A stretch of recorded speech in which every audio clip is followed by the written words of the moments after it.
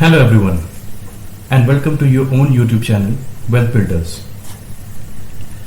जैसा कि हम सब जानते हैं कि आज इंडिया में लगभग हर किसी के पास कोई ना कोई लोन चल रहा है, चाहे वो क्रेडिट कार्ड का लोन हो, होम लोन हो, कार लोन हो, पर्सनल लोन हो या कोई और लोन हो।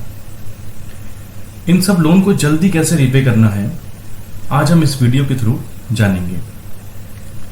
एंड आई प्रॉमिस यू, मैं आपका टाइम बिल्कुल भी वेस्ट नहीं होने दूंगा, क्योंकि मैं आपके टाइम की वैल्यू समझता हूं और आपको हमारे इस वीडियो से जरूर वैल्यू मिलेगी। लोन जल्दी रीपे कैसे करना है कि उसके प्रोसेस को हमने 8 स्टेप्स में एक्सप्लेन किया है। Step number 1, prioritise your loan.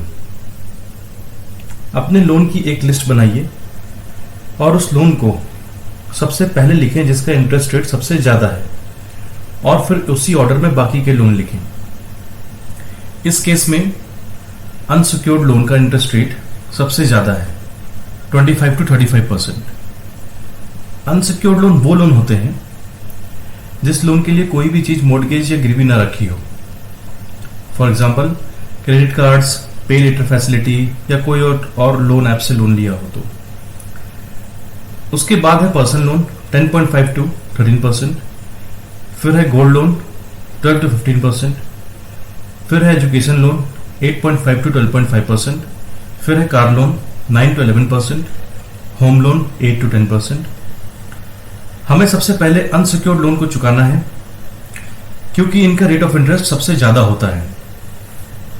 जब तक अनसिक्योर्ड टाइप के लोन खत्म नहीं होते हैं तब तक आपको बाकी के लोन की ईएमआई का मिनिमम पेमेंट करना है, ताकि सिबिल स्कोर खराब ना हो, और बचा हुआ पैसा अपने अनसिक्योर्ड और हाई इंटरेस्ट लोन की तरफ डाइवर्ट करना है। और फिर इसी प्रोसेस से जिस लोन का इंटरेस्ट रेट सबसे ज्यादा हो उसको सबसे पहले रीपे करना है। Next, step number 2, allocate all unexpected gains towards loan repayment. ऐसा पैसा जो आपको कहीं से अचानक से आ गया हो या आने वाला हो, चाहे वो बोनस हो, टैक्स रिफंड हो या कोई और साइड इनकम हो, या कोई पुश्तैनी पैसा जो आपको अपनी फैमिली से मिला हो, उस पैसे को भी आपको अपने लोन पे रीपेमेंट की तरफ डाइवर्ट करना है। Next, step number 3, sell unnecessary items from your home. आपके घर की जो पुरानी और यूजलेस चीजें हैं, आइडियली वो चीजें जिनका यूज पिछले 1 साल से ना हुआ हो, उनको सेल कर दीजिए। फॉर एग्जाम्पल पुराना mobile, furniture, vehicles, computer, clothes etcetera. बहुत सारे प्लेटफॉर्म्स हैं जहां आप सेल कर सकते हैं, जैसे कि OLX, Quikr, Facebook Marketplace, eBay, Amazon और भी बहुत सारी जगह है। इनसे भी जो पैसा आएगा उसको भी आपको अपने लोन रिपेमेंट की तरफ डाइवर्ट करना है, और याद रहे सबसे पहले वो लोन रिपे करना है जिसका रेट ऑफ इंटरेस्ट सबसे ज्यादा है। Next, step number 4, obtain a personal loan to pay off other high interest loans. अगर आपके पास अपने हाई इंटरेस्ट लोन जैसे अनसिक्योर्ड लोन को चुकाने के लिए पैसे नहीं मैनेज हो पा रहे हैं, तो जितने का आपका लोन अमाउंट है उतने का आप एक पर्सनल लोन किसी बैंक से ले लीजिए, क्योंकि वो आपको क्रेडिट कार्ड और अनसिक्योर्ड लोन के कंपैरिजन में बहुत लोअर रेट ऑफ इंटरेस्ट पर मिल जाएगा, लगभग 10.5 to 13% के बीच में।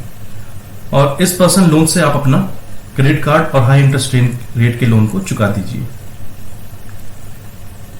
Step number 5, increase your EMI।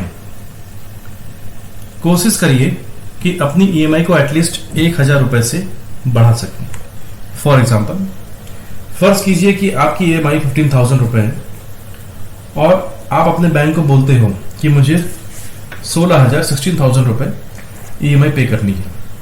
तो उस केस में आपकी बजट पे कोई खास फर्क नहीं पड़ेगा, क्योंकि आप 1,000 रुपए ज्यादा दे रहे हो, लेकिन आपका लोन जल्दी रीपे हो जाएगा। Next, step number 6, budgeting of your monthly income. अपनी मंथली इनकम को 3 पार्ट में डिवाइड करना है।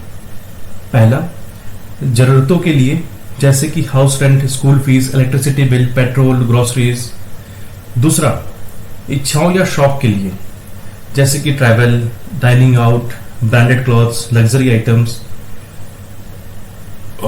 तीसरा, इन्वेस्टमेंट के लिए, वो कोई भी एसेट क्लास हो सकता है जैसे कि mutual funds, stocks, government schemes, bonds, gold etcetera. Next, step number 7, no over spending. कोशिश करिए कि ओवर स्पेंडिंग से बचें, चाहे वो घर में होने वाली खर्चे हों या आपके घर में होने वाली किसी शादी के खर्चे हों या आपकी शादी के खर्चे हों। अगर आप नई गाड़ी लेने की सोच रहे हो तो वही गाड़ी खरीदें जो आपके बजट में है। लोन लेकर ट्रैवल करना अवॉइड करें। शॉपिंग में एक्स्ट्रा वेगेंट होकर मत खर्चा करें। अगर आपका बिजनेस है तो वही खर्चा करें जो आपके बिजनेस के लिए इंपॉर्टेंट है। बिजनेस एक्सपेंसर के बारे में अभी ना सोचें और कोई नया क्रेडिट कार्ड तो बिल्कुल ना लें। Next, step number 8, be aware of landing apps और फेक लैंडिंग एप्स।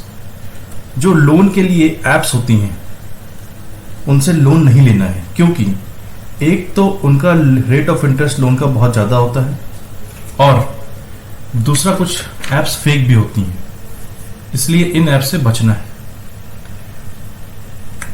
अगर आपको हमारे इस वीडियो से थोड़ी सी भी वैल्यू मिली हो तो हमारे इस वीडियो को लाइक करें, चैनल को सब्सक्राइब करें और इस वीडियो को किसी एक के साथ जरूर शेयर करें जो लोन से परेशान हो, क्योंकि बहुत से लोग सच में लोन से परेशान हैं। आप अगला वीडियो किस टॉपिक पर देखना चाहते हैं हमें कमेंट सेक्शन में बताएं। मिलते हैं नेक्स्ट वीडियो में। Thank you so much for watching.